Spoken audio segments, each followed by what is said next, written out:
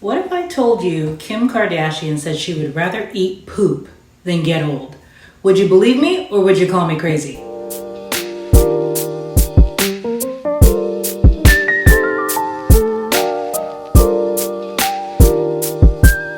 Hey sugar, I'm Ro the Black Magnolia, your favorite bougie babe, bringing you all of your bougie and brilliant faves.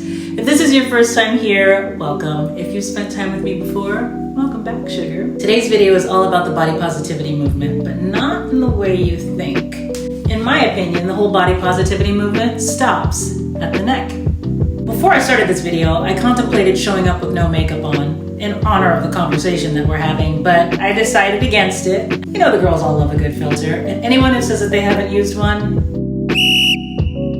but I feel like it's all gotten a little bit out of hand. If you haven't already heard about the mess that is currently Kris Jenner's most recent Instagram debacle, you probably don't have the internet. So, apparently the world's most infamous momager and her makeup artist, I believe his name is pronounced Samir Kauzami, posted some lightly edited photos. Lightly edited. These two allegedly slapped an ignorant amount of Facetune all up and on over these pictures and said to themselves, nobody's gonna know. Nobody's gonna know. They're gonna know. The internet wasn't having it, and people read Mama Jenner to filth for it. One person went low and said, Kris looked like Kim playing dress up as Kris. Damn. But there were also people who were on the other side of the spectrum who were a little bit nicer and said, please post a picture of her without the filter. She's beautiful without it. And as sweet as that sentiment is, do we really believe that? So sugar, I take you back to my original statement. What if I told you Kim Kardashian said she would rather eat poop than get old? She did. Back in June of 2022, Kim was doing an interview with the New York Times talking about her foray into the world of skincare with her line, Skin by Kim. In the interview, she said that she would do just about anything to maintain her youthful glow and appearance. She said, and I quote, if you told me that I literally had to eat poop every single day and I would look younger, I might. And for good measure, she doubled down a month later when she did an interview with Allure and said, well, I was kind of joking about that, but now that I think about it, I probably would eat shit if somebody told me, if you eat this bowl of poop every single day, you'll look younger. In our society, getting old and being unattractive are totally unacceptable. We all have a fairly basic understanding of what the whole body positivity movement is, but just for clarity's sake, I'm gonna help you out here. Here's a quick summary. Body positivity is a social movement focused on the acceptance of all bodies, regardless of size, shape, skin tone, gender, and physical abilities, while challenging the present-day beauty standards as an undesirable social construct. Proponents focus on the appreciation of the functionality and health of the human body instead of its physiological appearance. That's a lot of words to say everybody is beautiful. All that sounds wonderful and pretty and fluffy, but I think somebody forgot to add to that memo that the face needed to be included in this whole moment.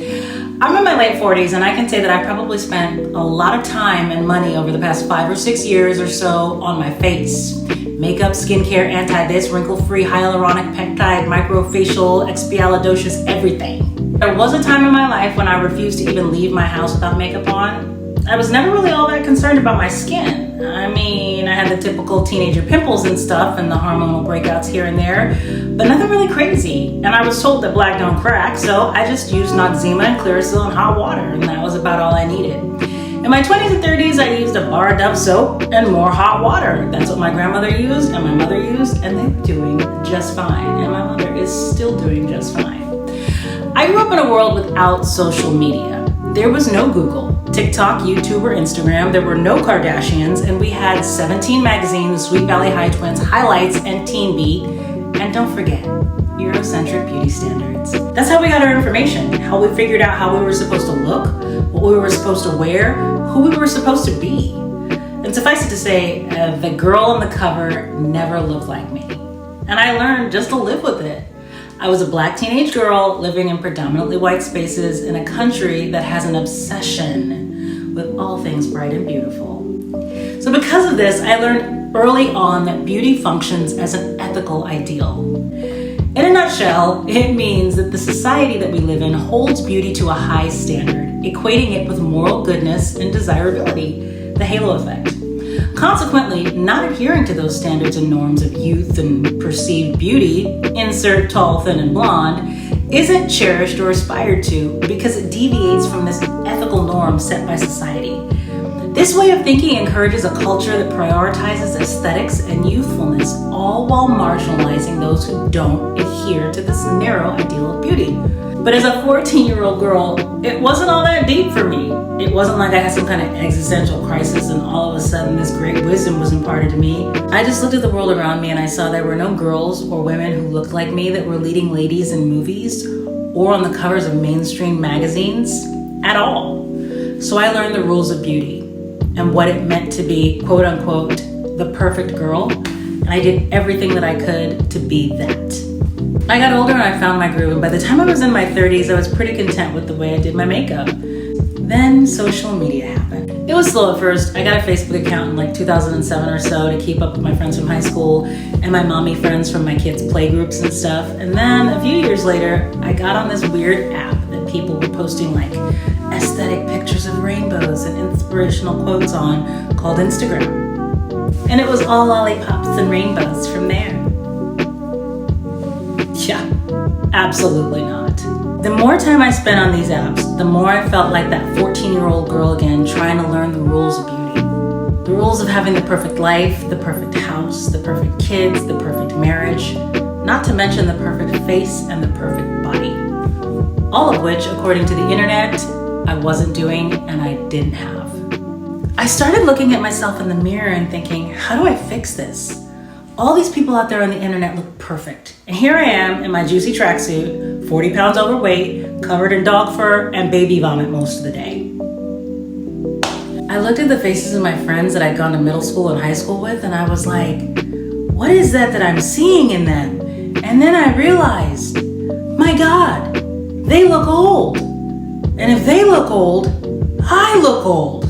So I did what any self-respecting grown-up would do and I went back to the internet to try and fix my problem. I started watching YouTube videos and doing Pop Sugar and Victoria's Secret model workouts because, I tried to figure out new ways to do my hair and makeup and lose weight so I could start living my very best life. But the harder I tried, the more I felt like a failure. Nothing was working and I was struggling trying to figure out why. Nothing I was doing was stopping me from getting older. And that may sound crazy, which it was, don't get me wrong, but that's what social media was telling me. Getting older was bad, and anything that I needed to do to stop it from happening, I needed to.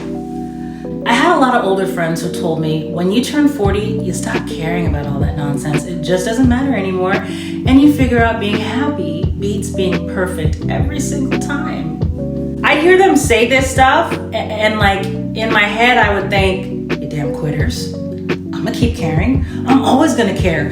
I don't know what I care about, but I'm gonna keep caring. Quitters. Then I turned 40. And there was kind of like this switch that flipped in me. And for all my friends on here that are 40 and over, let me know in the comments below if you had an aha moment when you turned 40 about any of this stuff and what it was. Don't get it twisted. I didn't like all of a sudden stop caring about all the things and want to get old. But I started to view everything in a different way. I started looking at skincare and makeup and my weight from the perspective of health and self-care rather than simply just aesthetics. The closer I got to the middle of my life, the more I started to think about my mortality and what that meant. I didn't want to spend every waking moment I had being concerned about being perfect. It was too much work. I love makeup and fashion and feeling a certain way, but I was freaking tired. I was tired of striving for a standard of perfection that was established by diminishing the worth and value and reality of who I was. What started to make sense to me was that we reduce beauty into a young and old binary. We make it mean only one thing: perfectly smooth, perfectly symmetrical, perfectly perfect skin, and the body du jour. Once you've got that, you can sit with us. And rather than makeup being an incredible form of self-expression, it's been turned into a requirement that you had to meet in order to go out into the world and have any value. That felt really unfair. So I started trying to split the difference. I started being intentional about going out without makeup on. Not to prove a point, but to give my skin a break. I started learning to love my body. I cared for it in a way that would help me feel better, not just on the outside, but from the inside. Sometimes that meant yoga and Pilates, and other times that meant a bourbon sour and a martini. Do I want wrinkles and crow's feet? No, I don't. But I'm not gonna beat myself up if I start to see some laugh lines and things like that, because that is what filler and Botox are for. And I have every right to hold both things as true, rejecting unrealistic beauty standards, all while taking certain measures to look the way I wanna look for me, period. I wanna age on my terms and not based on some made up requirement or some standard of what it means to get older and be beautiful. I was listening to a podcast last week, and this woman named Jessica Delfino said something that really struck me. She said, beauty in all of its forms, art, nature, song, the spoken word, is an inherent human longing. And that really, really resonated with me. Beauty isn't just one thing, and we have to stop telling ourselves that it is. It's so many different things.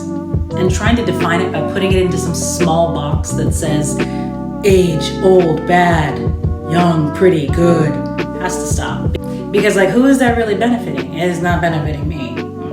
If you made it this far with me, sugar, thank you so much for sticking around. Make sure you like this video, drop in the comments and let me know your thoughts on the beauty binary, and if you believe that this whole body positivity movement stops at the neck, and how that affects you and what that means to you about getting older. If you haven't subscribed already, you need to, because that's how we can spend time together. And I'll see you in the next video.